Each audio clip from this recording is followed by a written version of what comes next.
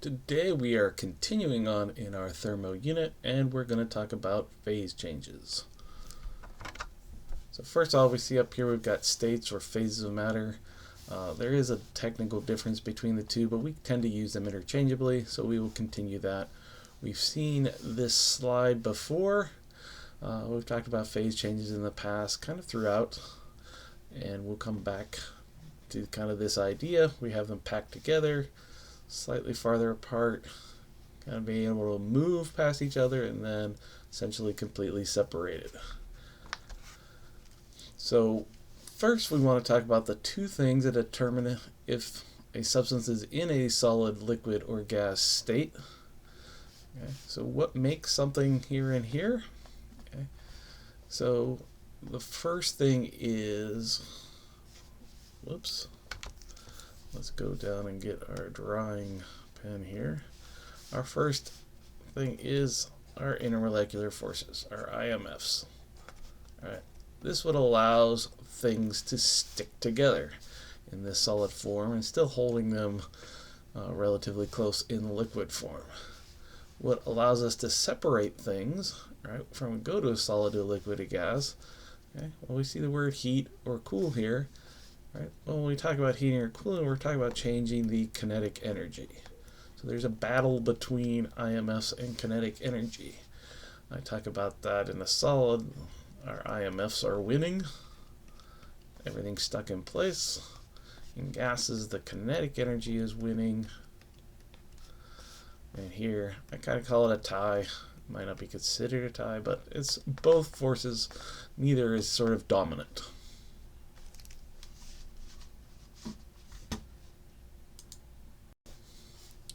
Okay, we've also seen this before.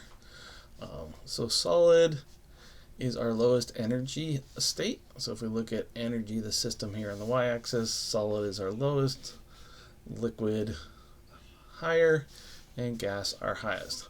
Also, we've got to remember our names of our phases. So we have melting, the opposite direction is freezing, vaporization, condensation, sublimation, and deposition. All right. I believe we talked about this in IMF's section, that we really have two mechanisms under here. Boiling is the one we'll be referring to most often in this unit. So we have boiling and evaporation, which I'll just go over. All right. So evaporation energy is a little bit sort of a deeper topic here, so we'll kind of stick with our boiling, meaning we've heated it to its boiling point. Okay. Notice we have red arrows. Right? These arrows represent processes that have to add energy to happen. Right? To get a solid into a liquid, to melt something, we have to add energy. We take an ice cube out of the freezer. Right? If we want to go from liquid to gas, we've got to boil it. Okay, we've got to add energy. We put a pot of water on the stove and turn on the stove. Likewise, if we were going from a solid to a gas, like dry ice, we take that out of the cooler, it immediately begins to turn into vapor. And of course, each has the opposite process where we have to remove energy. Okay, all right. So to go from a liquid, say water, to ice, we have to put it in our freezer, and then energy is going to go from the water to the surroundings. So we're removing energy, and it will turn into an ice cube. Okay. So whenever a change of state occurs, energy is either absorbed or released. So that's going to occur. And so we know from earlier part of this unit that the term exothermic means it's going to release heat. Endothermic means it's going to absorb heat. And again, our sign convention, we put a negative in front of exothermic values where energy is going from the system to the surroundings, or positive when it's going from the surroundings to the system. Okay.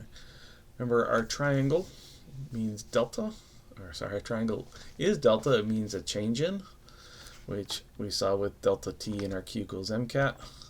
So this is just sort of summarizing what we said on the graph on the previous screen. Those three phase changes are endothermic, meaning their delta H is some positive value, like 122 kilojoules. And these are negative, like negative 122 kilojoules. Right. So essentially this is just summarizing what we talked about on the previous slide. All right. So one key idea here is that during a phase change, adding heat causes no temperature change. And kind of the easiest place to see this is a boiling pot of water. Right? And we've done this in class when we were just learning how to use the LabQuest machines. We heated water and kind of recorded it. We should have seen the graph kind of increase and then level off once it started boiling. So as we went along there, the temperature should not have changed. Okay. So if we keep adding energy, right, to keep a pot of water boiling, we have to keep the stove on. Right? If we turn the stove off, it stops boiling. Right? What happens if we keep adding energy is those intermolecular forces between these two particles, right? There's some attraction here. We start breaking those apart a little bit. Or actually, in case of boiling, we break them apart completely. So now we've got our particles that are separated. That energy went into breaking apart those IMFs. So a pot of boiling water will stay boiling or stay at the same temperature. Okay, if it's the normal boiling point, that's 100 degrees Celsius. Okay, so pot of water on the stove is always going to stay 100 degrees Celsius, even though we're still adding energy, because that energy is breaking apart intermolecular forces, turning that liquid into a gas. That brings us to a couple new terms. Okay? We have the heat of fusion and the heat of vaporization. So we use this H, it's actually enthalpy of fusion and enthalpy of vaporization, but most people just say heat of fusion and heat of vaporization. So this terminology here, this is heat of fusion. Right? That is the amount of energy it takes to melt 1 gram of a substance. So if we go back to that little box graph, we had a solid, we had to add energy to turn it into a liquid.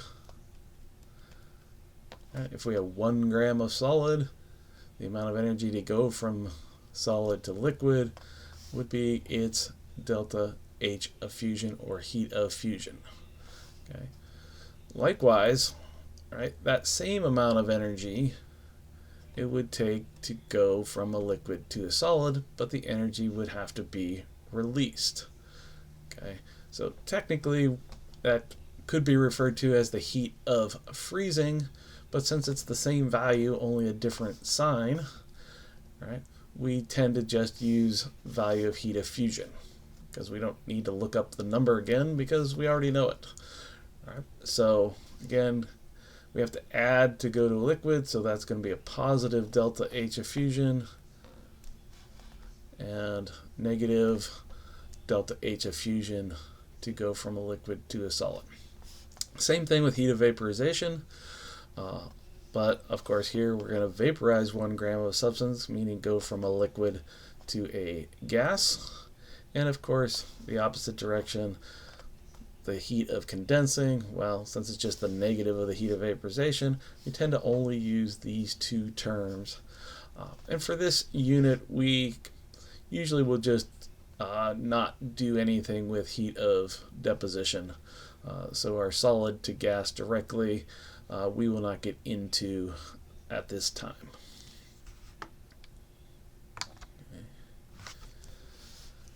So remember, we said just a little bit ago, during a phase change, we add energy, it causes no temperature change. So obviously, hopefully obviously, we can't use this equation to figure out how much energy, because we don't have a delta T when we're doing it.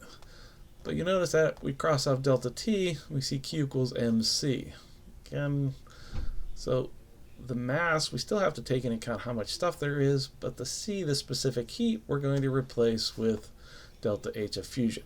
So while this is an equation technically, right, we just basically have dimensional analysis, which means we take some grams, something, multiply it by the heat of fusion, which is usually units of joules per gram, and we end up with a joules answer as we would expect for a Q value. Okay. And while we have it listed twice here, obviously the only difference here is this is for fusion, this is for vaporization. Right. So this equation allows us to calculate how much energy is needed for a phase change.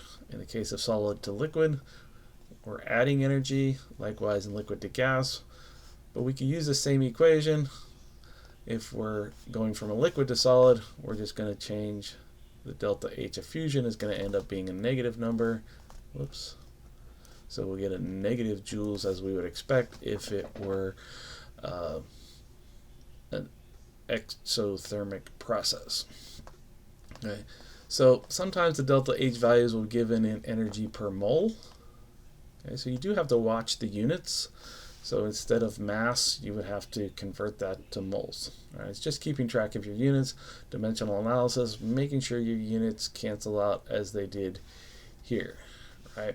Actually, let's just go through quickly with just units. All right. So if you were given grams of something, and well, let's say you've got 10 grams of something, and for, let's say it is water. So the delta H of vaporization of water is 2260. Well, that's joules per gram.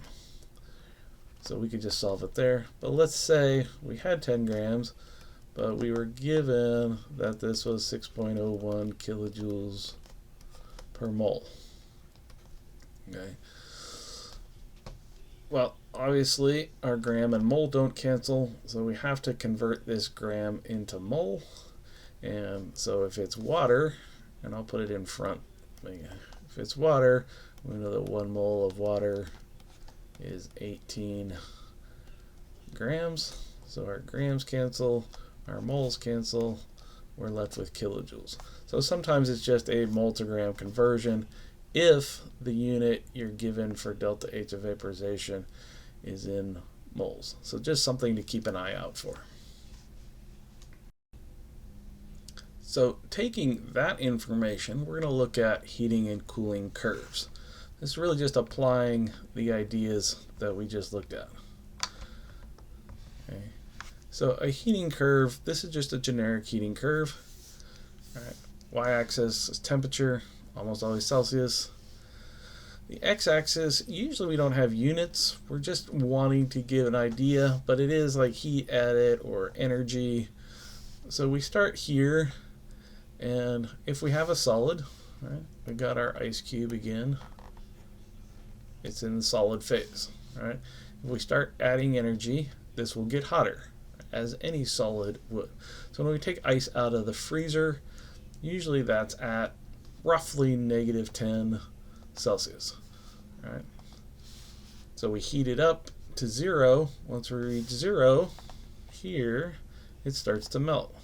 And the temperature is going to stay the same until it completely melts and we reach here. Once we've melted it and we keep adding energy, okay, we heat it up. Once we reach boiling, it's going to start boiling and stay boiling until we get the gas, right? And then we can heat the gas. Typically, we don't heat gases in our normal lives, right? We've all melted ice and probably seen or boiled water. We've never really heated the gas much at home because there's really no use for it. But if we collected the steam or water in the liquid gas phase, we could keep heating that if we wanted. It's just going to keep getting hotter. All right. So what we're going to do is just really look at these curves from a mathematical perspective. Okay. So here is one. So this is for water. So we see now we have our temperature where it's melting is 0, where it's boiling is 100. Okay. And this kind of just goes into the descriptions of what's happening at each point or each section. So you'll notice diagonal lines, no matter what their slope is, we don't really care because we're not going to look at the graph itself. We're going to do the math to answer these questions. But anywhere where there's a slope, that's just heating. And how do we calculate something when it's heating up? Well, we have our magic equation of Q equals MCAT. Okay. So anywhere diagonal, right, we're going to use Q equals MCAT. But also remember that our specific heat changes from solid to liquid to gas, so we have to do 3 different calculations if we're starting below the freezing point and ending above the boiling point. Here, all right, let's actually change the pen color. Maybe. All right, maybe not. Here, where you have these flat areas, that's our phase changes. Again, Q equals MCAT's not going to work.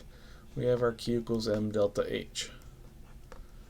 Okay, and of course this is boiling or vaporizing, so that's Q equals delta H of vaporization. And so this one would be Q equals M delta H of fusion. Okay, so this would allow us to answer this type of question. So again, the heating curve for us, we're really not interpreting it. We're just going to use kind of the idea or the sketch and sort of allow it to keep track of our calculations. So how much energy does it take to heat 100 grams of ice at negative 10 degrees Celsius to room temperature? Okay. So I recommend anytime you're doing a problem like this, we just sketch a heating curve. Okay. Since it's water, we know that the melting point is 0 and the boiling point is 100. If it's a different substance, you'll be told what those are. For water, you should know them. And so the reason for the sketch is to figure out where we are. So we start at negative 10 degrees C. So again, the scale doesn't really matter. We just know we're down here at our starting point. Just label that with an S. And where do we end? Well, we end at 25C. Well, 25C is between 0 and 100. So this is essentially room temperature, so it's somewhere in between. So that's our starting and end point. So what just this quick sketch allows us to see is we need one calculation to heat up the ice, we need a second calculation to melt the ice, and we need a third calculation to heat up the liquid. Okay, so equation 1 is Q equals MCAT. Okay. So we've got 100 grams of ice. We got 100 grams. Our C of ice, I don't have that off the top of my head. It's 2.0 something. 2.02, I think, joules per gram degree C. And our delta T. Now, this is where we've got to keep track. Our delta T is only for section 1. So our final temperature for section 1 is 0 minus a negative 10. Okay, we probably could have done this in our head pretty easily. We went up 10 degrees, so this is just 10, right? Minus the minus gets us a positive because we are getting hotter, so we must be adding energy. So all these are going to come out to be positive. That gets us like 2020 joules. All right. So this is Q1. Q2 is us melting. So we have M delta H of fusion. It was 100 grams still, so our mass is always going to be the same for our sample. And our delta H of fusion, I believe it is 334 joules per gram. Okay. That is going to give us 33,400 joules. And Q3 is MCAT again. So our mass, once again, doesn't change. Our specific heat is different because it's a liquid. It's 4.184 joules per gram degree C. And our delta T this time is our final temp is 25 minus 0. Of course, that's going to give us 25 degrees C total change. I don't know what that number is, but let's do a calculation. I'll be right back. So that calculation gives us, where are we here? 10,460 joules. So to get our Q total, so the total amount of energy is simply Q1 plus Q2 plus Q3 equals 2020 joules plus 33,400 joules. Put it as 10,460 joules. Gives us a total of 45,880 joules, and into the correct sig figs. I don't know where that line just came from. I should not cross that off. That's just 45.9 kilojoules. We could have left it in joules. There's nothing here that says we have to, but since these numbers start to get big pretty quickly, we often have kilojoules. The only other thing is to watch out is if you do have this in moles, you would typically have kilojoules per mole, and this will then come out in kilojoules. Make sure when you're adding them together, they're all in the same unit. So here we have a similar question. I have a video I did a long time ago that actually solves this question. Let's just start it up, and then I will also send you out the video for this. Again, a heating curve. Again, we're just using a sketch to keep track. Okay, it's ice, so we must assume that that is water. So again, that's 0. This is 100. We're just laying out our plan here. So we're at negative 20. So our starting point down here, negative 20. Our ending point is above 100. So we're ending somewhere up here at 150. So if we start here, we're going to have one calculation of heating, a second calculation for melting, a third calculation for heating the liquid, a fourth calculation for boiling the liquid, and a fifth calculation for heating the gas. So it is a fairly long problem to solve, but it's just the same process, right? We'll have 3 different Q equals MCATs for our odd numbers of 1, 3, and 5. We'll have Q equals M delta H for the even numbers. Again, there's another video that you will have that will walk through this problem. Okay, just to kind of recap what we just did. All right, so to solve any of these types, we tend to sketch this heating curve. We just do that so we can determine how many steps or how many different calculations we're going to need. In this case, it's water, but for whatever substance.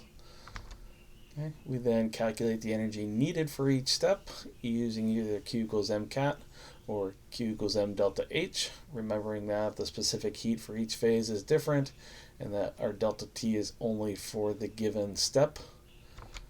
Then we simply add those together, making sure that our energies are all in joules or all in kilojoules. That's just a link to the video. If you're looking at the PowerPoint, you can find the link to the video there. I just want to mention cooling curves because we said at the beginning we focused on heating curves. Well, a cooling curve is really the same thing. One, you can just take a heating curve, and if you read it from right to left, you're going to cool it, or you may be presented one. We start high as a gas, we cool it, we get the diagonal line, we cool it to the point where it's going to start turning into a liquid or condensing. Same flat area. Once we have a liquid and we keep cooling it, it gets colder till it starts to freeze. We freeze it all, and then we can cool the solid. So still the diagonal lines are Q equals MCAT, still the horizontal or flat lines or plateaus are Q equals M delta H. All the same things. We can determine our starting point and ending point. The only big difference here in terms of calculations is that all of these will come out to be negative. So when we get a final answer or when we add them together, we're going to make sure that we've added all negatives together. And that is our heating and cooling curves. And again, you can check out the other video for help. And that is all. Goodbye. Have you seen Junior's grades?